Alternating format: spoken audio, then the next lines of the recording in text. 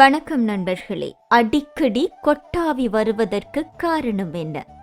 இந்த வீடியோவில் தெரிந்து கொள்வோம். வாய் மற்றும் மூக்கின் வழியாக காற்றை உள்ளிழுத்து அதனை வாய் வழியே வெளியேற்றும் இயற்கையான செயல் கொட்டாவி.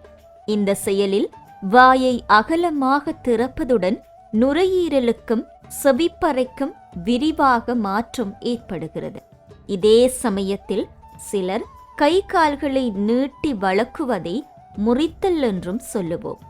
பொதுவாக தூக்கம் வருவதற்கு முந்தைய நேரத்தில் அல்லது தூக்கத்திலிருந்து எழுந்த பிறகு, மேலும் அதிகமாக உழைத்த பிறகு அல்லது சலிப்பு, பசி, தூக்க குறைவு போன்ற காரணங்களால் கொட்டாவி வருகிறது.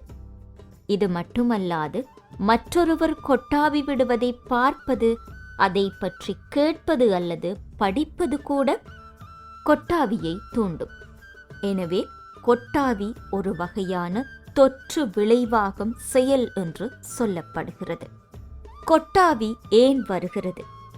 விஞ்ஞானம் மற்றும் உளவியல் கொட்டாவி என்பது ஒருவரிடமிருந்து மற்றொருவருக்கு தொற்றிக்கொள்ளும் தன்மை கொண்ட செயலாகும். இதுபோன்று தொற்று விளைவாக ஏற்படும் கொட்டாவி மனிதர்களுடன் மட்டுமல்லாமல் சிம்பன்சிகள், நாய்கள், பூனைகள், பறவைகள், ஊர்வனங்கள் போன்ற பல உயிரினங்களிலும் காணப்படுகிறது. இதனை கண்காணித்து வந்த ஆய்வாளர்கள் கொட்டாவி தொடர்பான பல்வேறு உளவியல் மற்றும் உயிரியல் காரணங்களை ஆராய்ந்து அதற்கான விஞ்ஞான சாத்தியங்களை விளக்கியிருக்கிறார்கள். கொட்டாவி என்பது மனிதர்கள் மற்றும் சில உயிரினங்களில் காணப்படும் ஒரு இயற்கையான மற்றும் சிக்கலான உளவியல் செயலாகும். இது மனிதர்களிடையே மட்டுமல்லாது சிம்பன்சி, நாய், பூனை, பறவை, ஊர்வன போன்ற பிற உயிரினங்களிலும் காணப்படுகிறது. கொட்டாவியின் முக்கிய காரணங்களில் ஒன்று நுரையீரலின் நுண்ணறைகள் சுருங்காமல் பாதுகாக்கப்படுவதும், மூளை வெப்பத்தை சீராக்கும் பரப்பியங்கி திரவம் வெளிப்படுவதும் ஆகும். இது மூளை குளிர்வதற்கு உதவுகிறது. மேலும் அதிக எச்சரிக்கையான மனநிலையிலிருந்து இயல்பு நிலைக்கு திரும்பும் ஒரு உடல் மொழியாகவும் இது செயல்படுகிறது. குருதியில் ஆக்சிஜன் மற்றும் கார்பன் டை ஆக்சைடு சமநிலை மாறினால் அல்லது மூளைக்கு தேவையான குளுக்கோஸ் குறைவாக இருந்தால் கூட கொட்டாவி ஏற்படலாம். இது சலிப்பு, ஈடுபாடின்மை போன்ற உளவியல் நிலையையும் வெளிப்படுத்தும். அதற்குள் மற்றவரின் கொட்டாவியை காணும் போது செவியில் ஏற்படும் அழுத்த மாற்றத்தை சமனாக்கும் முயற்சியாக நாமும் கொட்டாவி விடுகிறோம். எனவே கொட்டாவி என்பது வெறும் சோம்பல் அல்லது தூக்கம் மட்டுமல்ல. அதற்கு பின்னால் பல உடல் மற்றும் மனநிலை சார்ந்த காரணங்கள் இருக்கின்றன.